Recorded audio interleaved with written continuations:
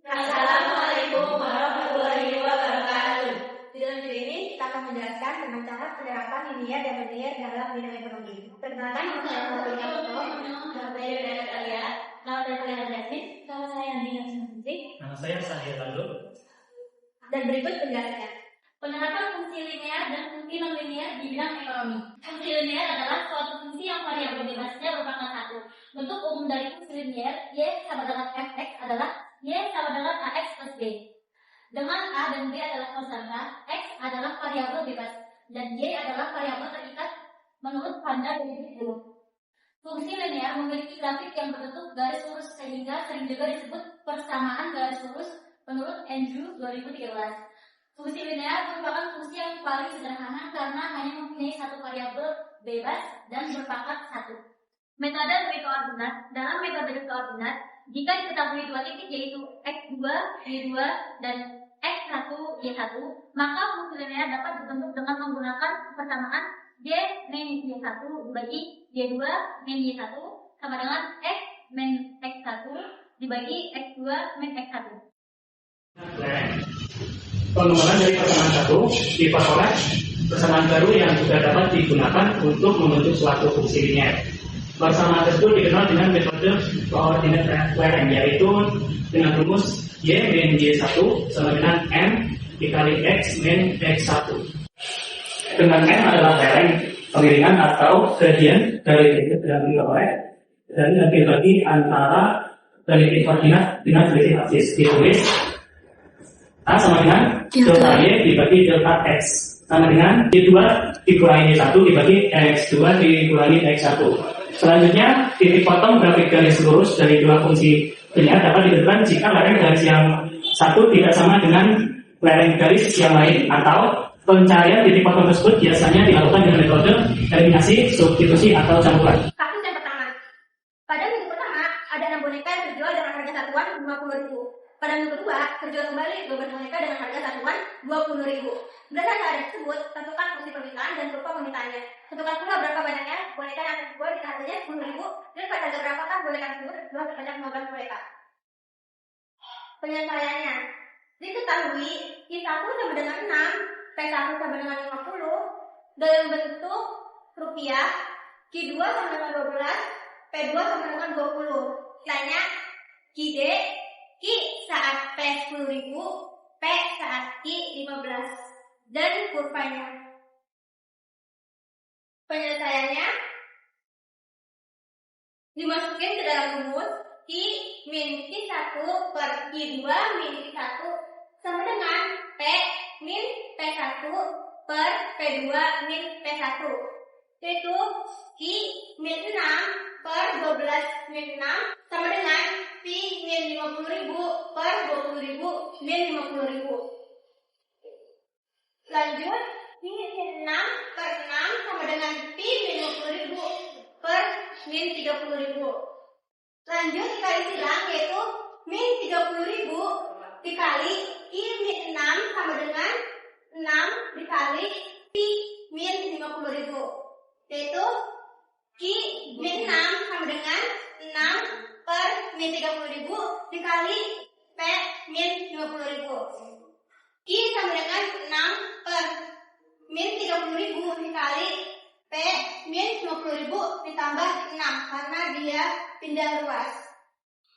Q sama dengan min 6 per 30.000 P plus 300.000 per 30.000 plus 6. Q sama dengan min 1 per 5.000 karena sama-sama dibagi 6. 6 dibagi 6, 30.000 dibagi 6. Min 1 per 5.000 P plus 16, yaitu 300.000 dibagi 30.000 ditambah 6, yaitu 16. Atau jika tidak ingin ada min di awal, dipindah ruaskan aja, yaitu 16 min 1 per 5.000 P. Selanjutnya, pertanyaannya, banyaknya boneka yang akan terjual jika harganya 10.000.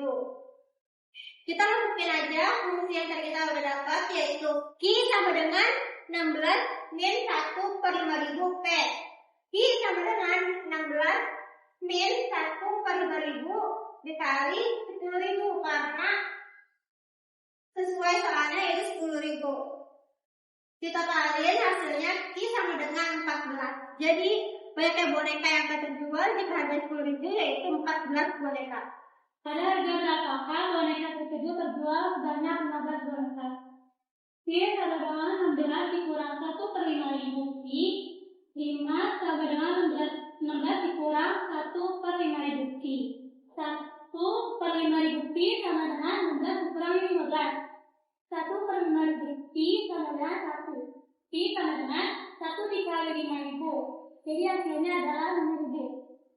Yang kedua, fungsi non-linear. Kasus yang pertama. Diketahui fungsi permintaan suatu barang adalah P sama dengan 50 dikurang 5 Ki. Pemilikanlah pertama fungsi dan penerimaan totalnya. Yang kedua, penerimaan total saat banyaknya barang yang diminta konsumsi sebesar 4 unit. Diketahui P sama dengan 50 dikurangi 5 Ki. Yang lainnya H, TR, dan K, D, TR, Ki sama dengan 4 unit. Dijawab. Penyelesaian kasus pertama. Kita pertama-tama cari dulu TR-nya atau total revenue-nya dengan rumus P dikali Q. P-nya adalah 50 min 5 Q. Q-nya karena belum diketahui jadi kita tulis sebagai Q. Sama dengan 50 dikali Q adalah 50 Q. Dan min 5 Q dikali Q adalah min 5 Q kuadrat. Kita balik A-nya biar jadi di depan. Sama dengan min 5 Q kuadrat ditambah 50 Q. Yang kedua, kita cari titik potong Q. Misalkan PR sama dengan 0. Min 5 Q kuadrat ditambah 50 Q dengan 0 dibagi min 5. Min 5 Q kuadrat dibagi min 5 adalah Q kuadrat. Tambah 50 Q. 50 Q dibagi min 5 adalah min 10 Q. Kita faktorisasikan Q kuadrat min 10 Q, yaitu jadinya Q min 10 Q ditambah 0. Nah, jadi Q sama dengan 10, Q sama dengan 0. Jadi 10, Y 0,0. Titik potong TR. Dimintakan Q sama dengan 0. TR sama dengan min 5 Q kuadrat ditambah 5 Q sama dengan min 5 dikali 0 kuadrat. Kenapa 0? Karena Q-nya adalah 0. Ditambah 50 dikali 0. Jadi sama dengan 0. Ketiga, kita mencari rumus simetris dengan menggunakan rumus Q sama dengan min B per 2A. Sama dengan min B-nya adalah 50, min 50 per 2 min 5. Sama dengan min 50, 2 dikali min 5 adalah min 10. Jadi min 50 per min 10 sama dengan 5. Oke, yang terakhir kita cari titik puncaknya. Titik puncaknya kita cari dulu D-nya dengan rumus sama dengan B kuadrat min 4AC. Sama dengan B-nya adalah 50, jadi 50 kuadrat min 4 dikali min 5 dikali 0. Sama dengan 50 kuadrat adalah 2.500 min 0. Sama dengan 2.500. Nah, sekarang kita cari TR-nya dengan rumus min B per 2A min B per 4A. Sama dengan min B per 2A-nya karena kita udah cari min B, jadi kita masukin aja hasilnya 5. Dan kita cari min B per 4A-nya. D-nya adalah 2.500. Karena di sini ada rumusnya min, jadi kita masukin min 2.500 per 4 dikali min 5 sama dengan 5 min 2 min 2.500 per min 20 sama dengan 5,125. Sekian penjelasan dari kami, kurang lebihnya mohon maaf. Semoga bermanfaat. Wassalamualaikum warahmatullahi wabarakatuh.